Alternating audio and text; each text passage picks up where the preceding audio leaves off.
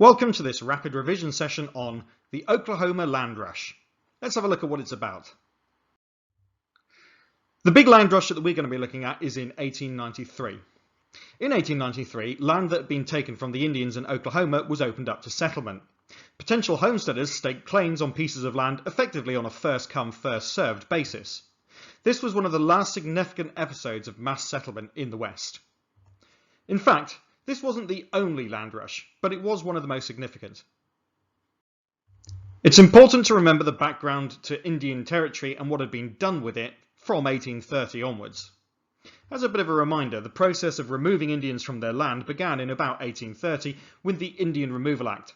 Over 60 years later, the Indians were confined to reservations in the West. If you're unfamiliar with how the Indians have been moved off of their land forcibly, then have a look at some of my other rapid revision videos, for example on early treatment of the Plains Indians and also the settlement of the West, the Homestead Act, etc.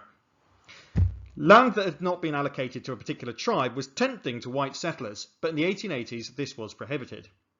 However, in 1887 the Dawes Act tried to encourage Indians to take up homesteading on their own account.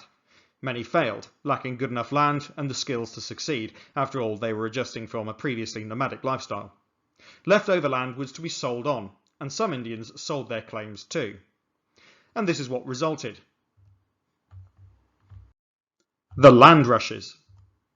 In 1889, Indian land was opened up for sale.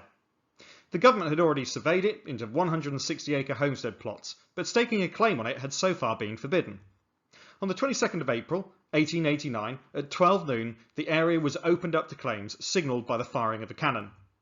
Thousands of waiting people rushed forward on wagons, horses and on foot, desperate to secure the best land. This is why it's known as a land rush. A photograph of this can be seen in the top right. Effectively, everyone who was obeying the law at least was waiting on the border and then rushed forward, first come, first served, in a bit of a gamble to try and get the best land.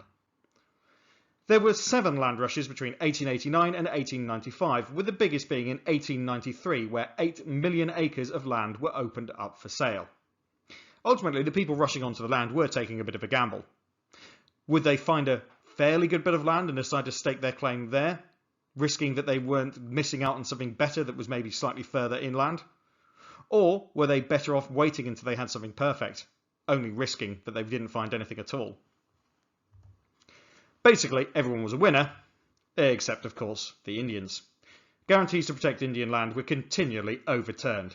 By the end of the 19th century, there was nowhere for the Indians to live free on the plains at all, only on their ever-shrinking reservations. Some final points then. This was the culmination of the removal of the Plains Indians from the plains.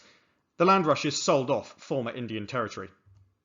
Claims were surveyed and then opened up on a first-come, first-served basis, and it was because of this that people rushed onto the land in this manner, in a series of 7 land rushes between 1889 and 1895. White settlement closed the Indian frontier, the Indian way of life paying the price. That concludes this really quite quick rapid revision video covering this reasonably small topic. I hope it's been useful to you, and if it has, please like the video and subscribe to the channel for more. If you've got a topic that you're desperate for me to cover in a rapid revision video, then please pop it in the comments below and I'll see what I can do. Other than that, I'll say thanks for watching and goodbye.